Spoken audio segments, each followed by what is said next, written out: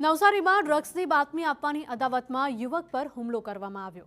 સમાધાનના બહાને બોલાવી યુવક પર કાર ચડાવી હતી। યુવક પર કાર ચડાવીને મારી નાખવાનો પ્રયાસ કરાયો। પોલીસે સમગ્ર મામલે 4 શખ્સો સામે ગુનો નોંધ્યો છે।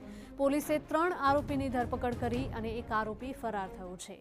પોલીસે આરોપીઓની ધરપકડ કરીને 2 કાર પણ કબજે લીધી હતી। જ્યારે ફરાર આરોપી કોણ હતો અને ક્યાં ફરાર થઈ ગયો છે તેને શોધખોળ કરવામાં આવી રહી છે।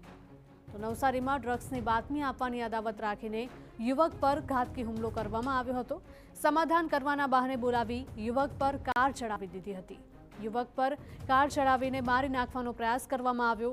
પોલીસે આ સમગ્ર મામલે 4 શખ્સ સામે ગુનો દાખલ કર્યો છે। 4માંથી 3 આરોપીની ધરપકડ કરાઈ છે અને એક આરોપી ફરાર થયો છે। ફરાર આરોપીની શોધખોળ કરવામાં આવી રહી છે।